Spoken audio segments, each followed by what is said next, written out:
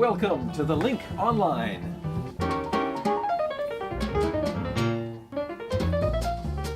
Well, we're talking, but in just a minute we'll actually see us. We're taking a look at Canada right now on your monitor. Little scenes from Canada. We have a great show lined up for you, I hope, once again. And with me is, of course, Lynn Desjardins. Hello there. Lavon Savunts. Hello there. Marie-Claude Simard. Hello, everybody. And in the control room we have, of course, the ever-mysterious Pierre Dutil, who sometimes has a beard, sometimes doesn't, sometimes has long hair, sometimes doesn't. He's always mysterious, but he has the keys to the cabinets. And of course, but there's nothing in the cabinets. So the keys to the cabinets, like we had budget cuts in 2012, there's nothing there anymore. That's true. Well, we've got pencils. We've got some pencils, 8-track tape player. And of course, also controlling the sound of the cameras, we have today Charles-Antoine Lemay and Benoit Durand. Now, coming up on the program, some interesting things. Lynn, what do you have for us? Lynn? Oh, Lynn? sorry, I thought you said lemon. Okay, No, I'll sorry. tell you about a report on Airbnb which says huge corporations are behind much of the activity in short-term rentals in Canada, and they are sucking rental units out of circulation. And now to Lavon. Yes, and I'll tell you the story of this very affable spy beluga whale that showed up in northern Norway and doesn't want to leave. Is he wearing a trench coat by any chance? Almost, a harness. A harness. Marie-Claude, you have something for us as well? Yes, I'll tell you about maple syrup and an indigenous community in Quebec that makes the best one. And this is sort of a follow-up to the thing we had a couple of weeks That's ago. the full report that's coming out this weekend. All right, and I have a story about a new experimental treatment that seems to greatly improve mobility for Parkinson's patients. So that's coming up on this edition of the Link Online. All right, this is a great story. An international story. Now in international news, spying and whales. Whoever thought the two would go together? It certainly seems to be going together in northern Norway. Last week, there's a Norwegian fisherman in the northernmost part of Norway reported seeing this strange beluga that came up to their boats. Now, there are a couple of things very strange about this. First of all, beluga whales in that part of Norway are not really common. They're not, they show up there very rarely. The second thing is that normally beluga whales are pretty shy about getting to humans. So this Norwegian fisherman contacted the Norwegian Fisheries Directorate and asked them to investigate. And they dispatched this boat. And now you can see it on the video right now. The moment this beluga whale saw this fisheries patrol boat, it came right off to them. And you can see that it has some kind of a harness on it. So initially, they thought the whale was entangled in some fishing gear.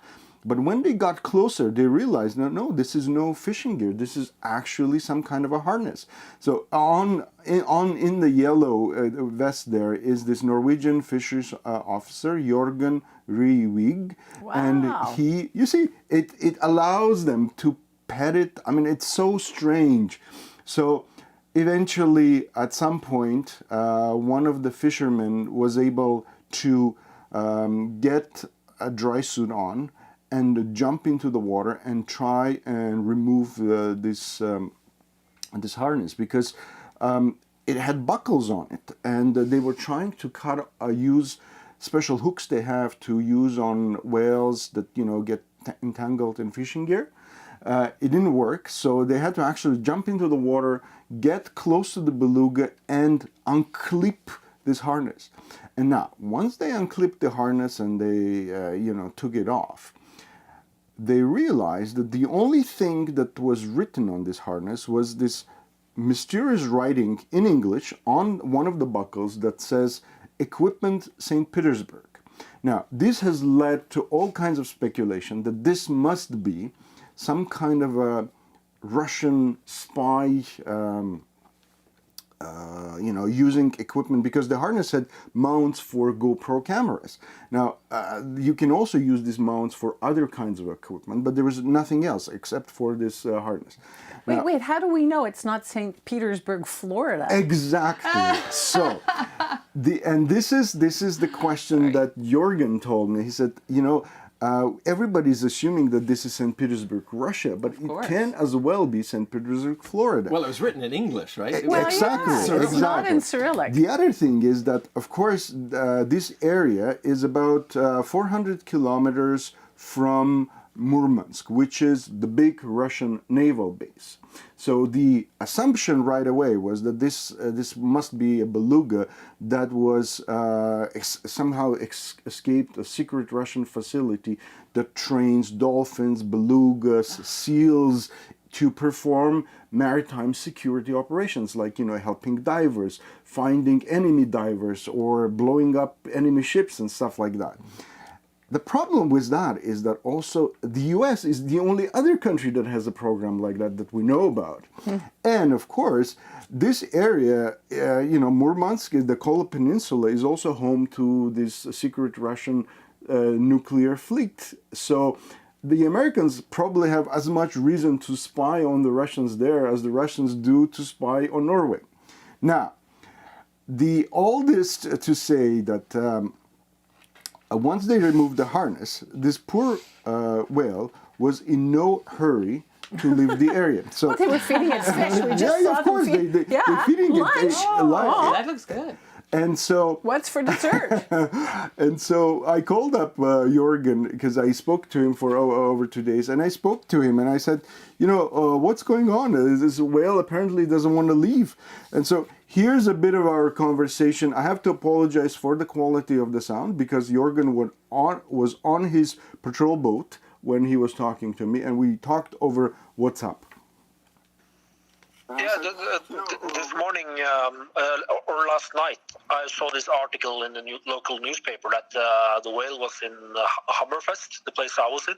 Okay. It's a town up in the north, and I was just like, whoa. And I tried to call the journalist, and she said, yeah, it's just there. And I Googled the place where she told it was, and it was 500 meters from me. So I went out and I found it, and then I tried to film it, but it was really dark and snowing. And then I just stood and watched it, and it looked like it was feeding or searching for food. So I think it manages to find food, actually, because it was in the same area for a long time. Mm-hmm. And then this morning, I went out of bed and I just looked out the window from the boat, and the first thing I see is the whale swimming towards me, like 5 meters from me. And that was really, really strange, I think. Wow. Do you think it recognizes you? No, I don't think so. But it's I tried to make the same noises as I made to it when I rescued it. Okay. So, but I don't know. But it comes towards anybody that looks down on it, I think. And it goes to the boats, goes towards the noise of engines. Yeah, you can see this is a whale that is definitely trained, and Jorgen told me that it can actually do some tricks. It allows it allows people to feed them. And now, well, they're trying to figure out what to do with this whale because he's alone. Whales are social animals. They need at some point integrate with a pod. So Jorgen was saying that they might. They're thinking about maybe even catching the whale and taking it to a whale sanctuary in Iceland. I contacted the whale sanctuary in Iceland, and unfortunately they won't be able to take in this whale because they're very busy bringing in 2 other whales that were kept in captivity, 2 beluga whales that were kept in a Russian show tank and are being rehabilitated now. So we'll see what happens with this very, very friendly fellow, and it looks like there's a lot of intelligence services that are now interested. I know that the Norwegian secret police is interested in this, and I'm sure they want to hire it? Well, who knows? I mean, he seems to be too friendly to be a spy, or maybe he's that's the ideal spy. But this kind of program, they've been going on for decades, trying to get dolphins and things to perform these tasks. Even like, as you mentioned, like suicide missions where they would swim in somebody would blow up the bomb. Yeah, So, Jürgen was really upset about this. He said, I don't care whether it's a spy, a Russian spy or an American spy. He said, for me, the question is that somebody put a harness on a wild animal and, trained it for something that it's not supposed to do. So we'll see what happens. I mean, hopefully. And the other thing that is very concerning is that this, as you heard, he's not afraid of engine noise. Yeah. So he actually swims up to boats and interacts with people. Dangerous. And so, yes, and it's dangerous. There's always the potential that he gets hit by a boat, gets hit by a propeller or something like that. But, he can also swim and provide for himself. So it's not... is definitely an animal that has also lived in the wild and can provide it for itself. Still, as you mentioned, these are social animals, and they do, sooner or later, they have to, for their own well-being, associate with another group. Yeah. So, all right, so that's an interesting story. And of course, if you have any thoughts on that, drop us a line here at RCI Net, the link, and share your thoughts with us. Coming up, a look at the new treatment for Parkinson's disease.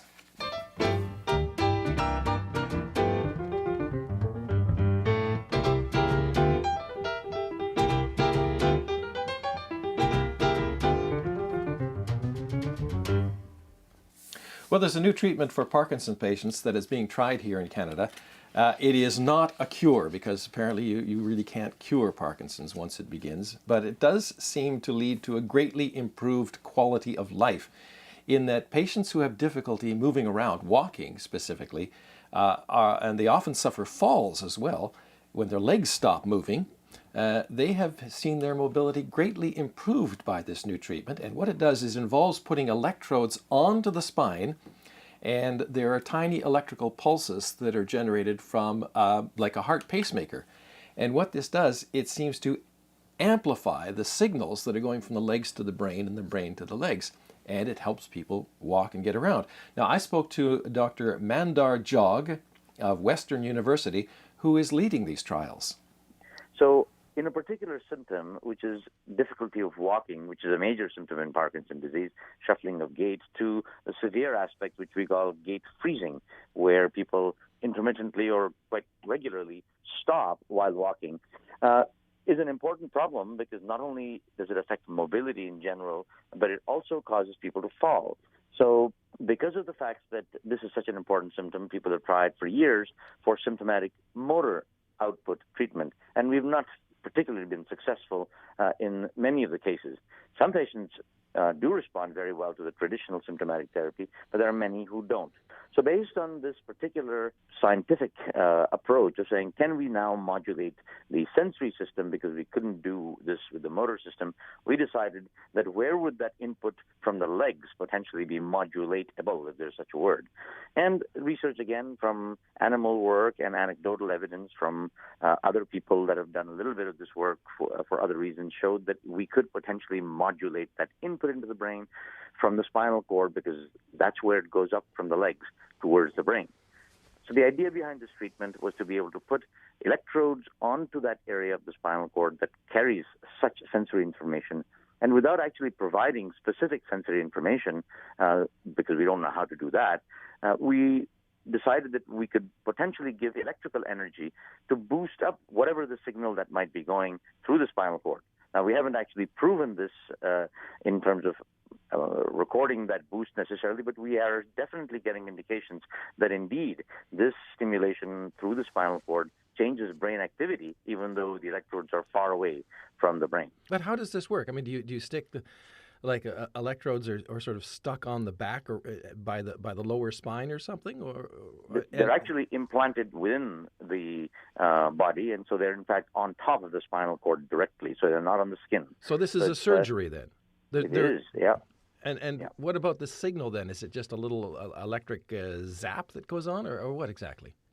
Yes, so it's a pacemaker that we put on, similar to the pacemaker that is used in the heart, and similar to the pacemaker that has been now used for almost 30 years for deep brain stimulation in Parkinson's patients, where electrodes are put deep inside the brain. In this case, we're not actually inserting anything into the tissue of the spinal cord. We're putting it on top of the tissue of the spinal cord.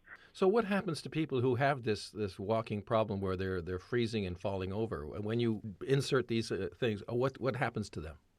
Well, some that are freezing a lot and are wheelchair bound are able to get out of the wheelchair and ambulate independently. They're not, as I said many times before, they're not expected to go run the Boston Marathon. But at the same time, if they can transfer independently, get from A to B in their home, which is very, very important for people going from the toilet to the bed to walking around in the kitchen, doing their activities of daily living independently. Then the next level would be ambulating outside. And there are many people who've also been able to now remove the fear and improve their confidence of the fact that they can do this alone or with their spouse going out for walks in the summertime.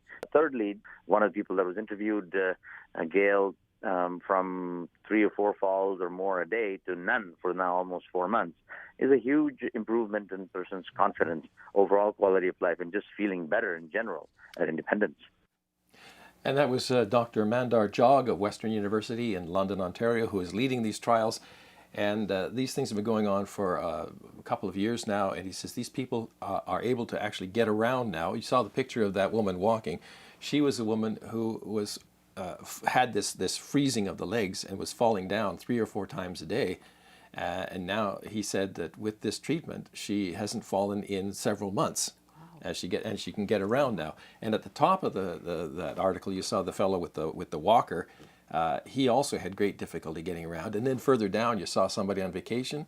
That was the same guy. He was able to vacation in Hawaii with his wife and walk around unaided in Hawaii on that vacation trip. So it does seem to work, as Dr. Jog says. Look, these people aren't ever going to run the Boston Marathon, but it certainly improves their quality of life and their confidence. And let's face it, that's an important aspect for your overall well-being.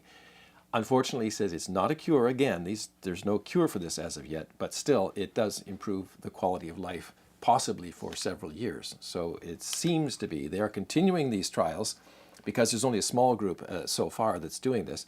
It does involve surgery, but they're going to have more trials with more people, and he hopes, because of the results that he has, other people, other surgeons and researchers and so on will take up this idea, and hopefully at some point there'll be enough data to be able to establish that this is in fact a viable treatment and will help improve, as I say, the quality of life for Parkinson's patients who are suffering this mobility issue.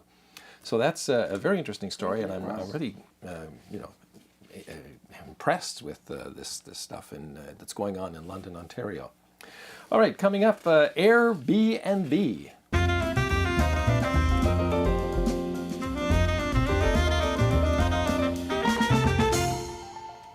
All right, there are increasing complaints about how difficult it has become to find affordable housing in Canada. Some of you have personal experiences with friends and so on trying to find a place in the major cities. Activists are saying part of the problem is these short-term rentals like Airbnb, and I guess big investment companies are getting involved. Lynn, you were looking at this. I did, Mark, and actually it was research by the public broadcaster CBC, which echoes a report out of McGill University that found that the most active accounts on Airbnb belong to large corporations that manage up to 200 properties in multiple cities. Now, this was supposed to be, originally about individuals who have houses and either want to rent out a room or when they're not there, rent out the whole house. But the report suggests that instead, these wealthy corporations have turned this into a kind of hotel business, which, is taking rental units right out of circulation.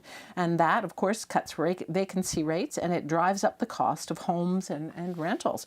So for more on this, I reached Thorben Wieditz. He's a researcher with Fairbnb. Now, that's a coalition involving tenants associations, condo owners and boards, hospitality workers, and community legal clinics. A lot of the major urban centers in Canada, Montreal, Toronto, Vancouver, but even smaller cities like Ottawa have very tight housing markets, it's very, very difficult to find decent housing in these places, particularly if you are a new immigrant, if you come to Canada, or if you settle in these urban centers. Finding housing, affordable housing, is a challenge. And seeing that Airbnb and other so-called home-sharing companies are turning housing stock systematically into hotel inventory means that we lose more of the housing stock.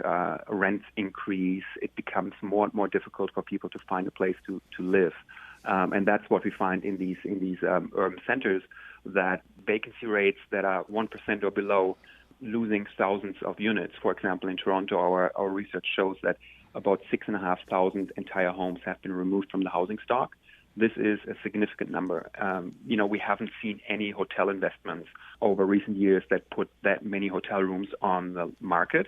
And these individuals who work for multi-million-dollar companies are turning housing stock into hotel inventory at the expense of people's ability to find places to live and call home. What, in your view, should be done about this?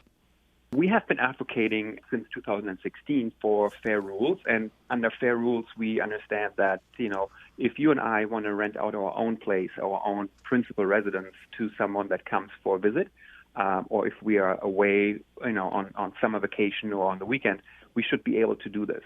And Airbnb doesn't take an issue with real home sharing. But if people are buying up, leasing up, or otherwise acquire dozens and dozens and dozens of properties for the sole purpose of turning them into hotel rooms and hotel suites, I think that's where we have to draw the line, and that should not be allowed. So we want to see a principal residence requirement instituted across all jurisdictions in Canada. That means that only people that actually live in, their apartments, in their condos, or in their houses are and should be allowed to use Airbnb and other platforms to advertise their homes up to a maximum of 90 nights a year to tourists or guests. That's I think sort of the baseline. And then on top of that, we would like to see companies like Airbnb, multi-billion-dollar tech companies, being held accountable for the listings that they advertise and rent, meaning that if there are any illegal listings that are not principal residences that are being advertised on companies like on Airbnb, those companies should be held responsible for these listings, and we should avoid that municipalities have to do the investigative work and the kind of work that the CBC has done to find these individual hosts. I don't think any jurisdictions in Canada has the material resources and capacity to look and search for thousands of different hosts. We need to concentrate on those 2-3 main short-term rental companies like Airbnb and make sure that they are held accountable for the content that they advertise. So Airbnb's Thorben Wiedit says municipalities do have the powers to regulate these short-term rentals, and some of them, of course, have taken steps, but he says more needs to be done. He also adds that, the federal government and some provincial governments are making efforts, and municipalities, to set up programs to provide new low-cost housing.